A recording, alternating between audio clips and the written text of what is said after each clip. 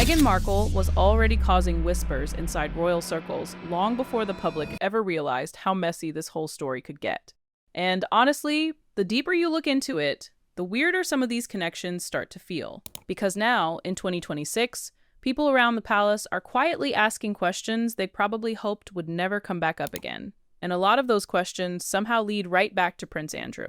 Now, obviously, nobody is sitting there claiming Meghan and Andrew were best friends secretly hanging out at private dinners or anything dramatic like that. But what people are talking about is the overlap, the circles, the networking world both of them moved around in years before Harry even entered the picture. And apparently, that overlap is what has certain people inside the monarchy extremely uncomfortable right now. Because here's the thing. Andrew lost everything. Titles gone, royal privileges gone. Public image completely destroyed. King Charles basically erased him from official royal life. And when somebody falls that hard, especially someone who spent decades around billionaires, socialites, celebrities, and powerful people, everybody suddenly gets nervous about what they know. That's where Meghan's name starts creeping back into conversations. And honestly, some parts of this story are difficult to ignore. One detail people still talk about is that weird moment where Harry claimed Meghan thought Prince Andrew was just some random palace staff member when she first met him. And I'm sorry, but even royal watchers back then were like, wait a second, Meghan already knew Princess Eugenie before Harry. That friendship was public, Eugenie and Meghan were already moving in similar circles. So how exactly do you know Eugenie pretty well but somehow don't recognize her father? That explanation never really landed with people. And the reason it keeps resurfacing is because of what's been coming out over the past year. Palace insiders, biographers, former staffers, everybody suddenly seems more willing to hint that Andrew may have already known things about Meghan long before the relationship with Harry became public. Not necessarily personal secrets, more like awareness. Knowing the environments she moved in, the elite networking spaces, the luxury events, the people connected to those worlds. And if you really think about it, Meghan absolutely was operating in high-end circles before the royal family. She was ambitious, connected, constantly networking, attending events with wealthy people, media executives, influencers, celebrities. That was literally part of climbing socially in those industries. Meanwhile, Andrew spent years floating around the exact same kind of spaces. So people naturally started wondering whether their paths crossed earlier than anyone admitted publicly. Now, add this to the timeline because this part is actually important. Back in 2016, when Harry and Meghan were secretly dating, somebody from Andrew's household reportedly leaked the relationship to the press. Not Harry's side, Andrew's side. That's the part that still confuses royal commentators. Why would Andrew's people even care enough to leak Harry's relationship? And not only leak it, but leak it in a positive way. The coverage painted Meghan like this glamorous humanitarian actress entering the royal family love story. It almost felt prepared, like somebody wanted the relationship public immediately, but under controlled optics. And honestly, that timing feels suspicious to a lot of people now. Because if Andrew's household already knew Meghan through overlapping circles, suddenly that leak starts looking a lot less random. Some insiders even believe it may have been a subtle warning shot inside palace politics. Like certain people already understood the situation was more complicated than Harry realized. And apparently, Harry didn't realize much at all.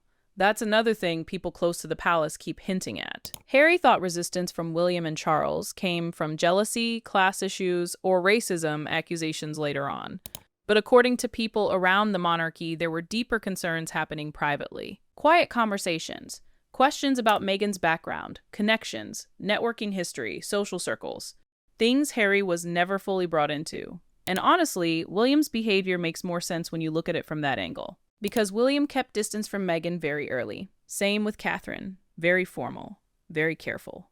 And now sources are claiming Catherine especially became uncomfortable after realizing how many elite circles seemed to overlap between Meghan's world and Andrew's world. What really pushed the story into overdrive recently were those Epstein-related documents that resurfaced again in late 2025.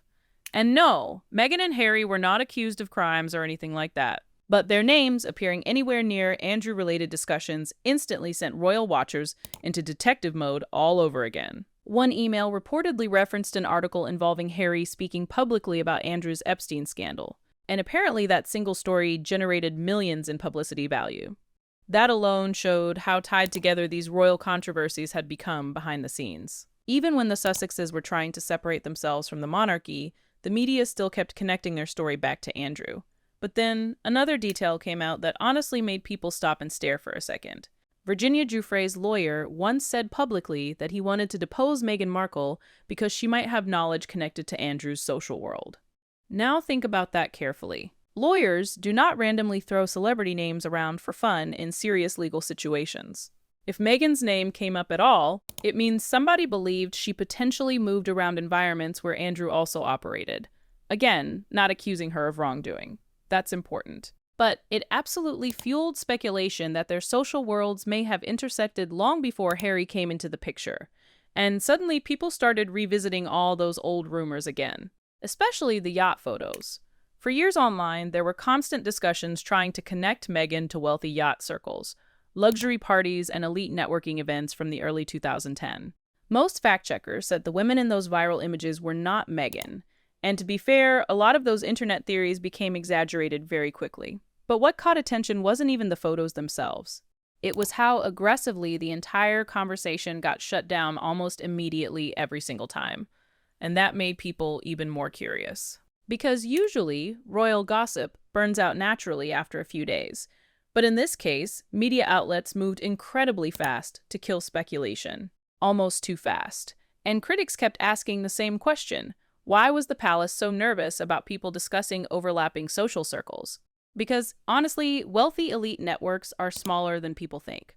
Celebrities, aristocrats, billionaires, executives, socialites, they all end up crossing paths repeatedly, especially in London, New York, Toronto, and LA circles. Meghan absolutely spent years trying to elevate herself socially and professionally before suits exploded globally. Andrew spent decades embedded inside elite international networks. The overlap itself is not shocking. What becomes awkward is the possibility that palace insiders knew about those overlaps much earlier than the public did. That's where King Charles comes into this mess. Publicly, Charles acted ruthless toward Andrew. He stripped titles, removed privileges, pushed him out of royal lodge, basically erased him from public royal life. But privately, apparently, the relationship is far softer than people expected. Reports keep surfacing that Charles still communicates with Andrew behind closed doors and hasn't fully cut him off personally. And people inside royal circles think there's a reason for that. Containment, not kindness. Because if Andrew truly knows details about old elite social networks connected to Meghan, Harry, or palace vetting processes, Charles probably does not want him angry, isolated, and speaking freely. That's why some insiders believe Charles is walking this careful tightrope. Public punishment for optics, private management for protection. Meanwhile, Catherine reportedly wants absolutely nothing to do with any of it. Sources say she believes Andrew should be completely frozen out permanently because every little reopening of communication creates another potential problem later. And honestly, I kinda understand why Catherine would think that way, because the monarchy already looks chaotic enough right now. Harry and Meghan left royal life completely. William barely speaks to Harry. Andrew became one of the biggest scandals in royal history. Charles is trying to protect the institution while fighting health rumors and constant public pressure. The last thing this family needs is another wave of stories connecting Meghan and Andrew through old social networks. But here's the uncomfortable part. Nobody around the palace seems able to fully control anymore. People are talking because the timeline genuinely raises questions. Meghan knew Eugenie before Harry. Andrew's household leaked the relationship. Lawyers connected Meghan's name to Andrew's social world. And multiple insiders now keep hinting that palace concerns started much earlier than the public realized. That combination is exactly why this story refuses to disappear. And honestly, when you line all of this up together, you start understanding why the palace keeps staying so painfully quiet about Meghan and Andrew specifically. They'll deny photos, they'll avoid questions, they'll release carefully worded statements when absolutely necessary, but they never fully address the bigger issue everybody keeps circling back to. Did Meghan Markle and Prince Andrew move around the same elite social world before Harry? Because the palace clearly does not want that conversation expanding any further. And look, even if the answer is simply yes, they crossed paths occasionally at high-end events, that alone creates uncomfortable optics now because of everything attached to Andrew's name. Suddenly, people start asking whether Meghan was fully vetted, whether Harry was told everything, whether William and Charles had concerns earlier than they admitted publicly. That's why this situation feels so tense inside royal circles right now. Apparently, Charles and Catherine even had private discussions late last year, specifically focused on Andrew and the risk of him speaking too openly. And according to insiders, the fear isn't just about old Epstein headlines anymore. It's about connections, timelines, shared networks, information that could reopen years of royal drama all over again. Because Andrew has nothing left to lose now. That's the dangerous part. When somebody loses titles, status, reputation, public support, they become unpredictable. And palace insiders reportedly know that very well. They can't fully control him anymore. They can only try managing the fallout carefully. Meanwhile, Meghan staying silent about Andrew has become noticeable on its own. And people absolutely notice patterns with Meghan because normally she speaks very openly on major issues. She talks about transparency, media narratives, unfair treatment, protecting women, institutional problems. But whenever Andrew comes up publicly, total silence. No opinion, no indirect comments, nothing. And to royal commentators, that silence feels strategic, because even mentioning Andrew opens the door to dangerous follow-up questions. How much did Meghan know about those circles? Did she ever interact with him socially before Harry? Did palace investigators privately ask her questions nobody knows about? Was William's hesitation actually connected to concerns Harry never fully understood?